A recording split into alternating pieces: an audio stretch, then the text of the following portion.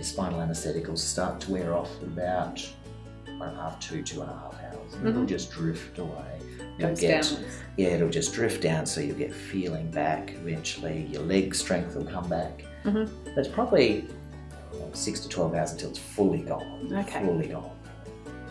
So enjoy the first day after your cesarean, rest in bed, put your feet up, and then the next day you have to be up and about, out of bed, enough pain relief to be comfortable to move, and get moving, get out of bed. Otherwise, you potentially run into some risks if you don't get moving. Yeah, it's quite important to keep all that blood moving and deep breaths. You have to be comfortable to do that. So take some pain relief for the first couple of days at least. Yes. Get moving. And I guess, thinking about what your body does, if you accidentally got your foot stuck under a chair leg, like you would get this instant message to your brain saying, your foot's stuck, get it out.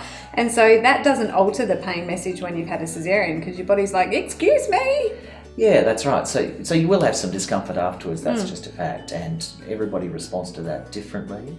And the amount of pain relief will vary depending on what you need, what your experience is, how you're coping. There'll be options out there, but you've just got to take something for the first few days at least. And certainly Panadol 4 times a day plus some anti-inflammatories is a bare minimum. On top of that, there'll be some stronger options that you just ask your midwife for, and they'll be available. Yeah, there's always good and bad with all of our stuff. It's always a balance. Sometimes the really strong narcotics can make you feel like really sleepy, and some people don't like that feeling. Yes. Or some people really love it a little bit too much, and you're like, you can't be on them forever.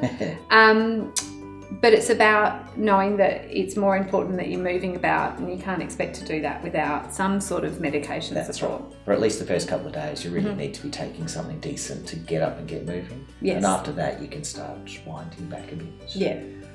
And the stronger stuff has the potential to come out in your breast milk a little bit, but really the amount in your mind or in your brain is similar to the amount in your breast milk. So if you're taking it and you're not drowsy and semi-conscious, then there's not enough in your breast milk to affect your baby. So if you're taking sensible amounts of pain relief such that you're comfortable but not sedated, you're okay to breastfeed. Perfect. Yeah. And knowing that at that stage you've actually got very small amounts of colostrum or breast milk as well, so then you think of the relative percentage to that as well.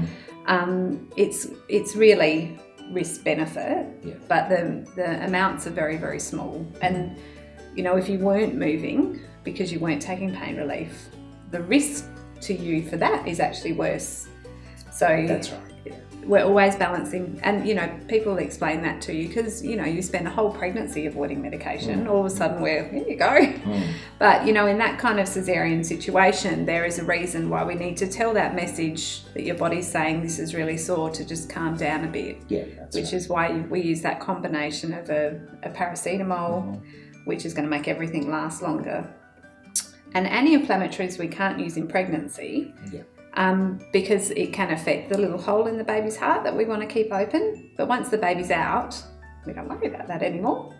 So unless you've got a medical condition where you can't take an anti-inflammatory, we would use it certainly post-birth. As a matter of routine, in fact, it's one of the best pain reliefs after a cesarean. Because there's lots of muscles involved. So you want to just calm them down a bit, and then maybe some sort of a stronger painkiller to balance everything up. Which is great. And some people, even after a normal birth, use a combination of those painkillers, because there's lots of soft tissue, e.g. the perineum, that can be quite tender. And in terms of postnatal medications, that's kind of the 3 types that we tend to look at using.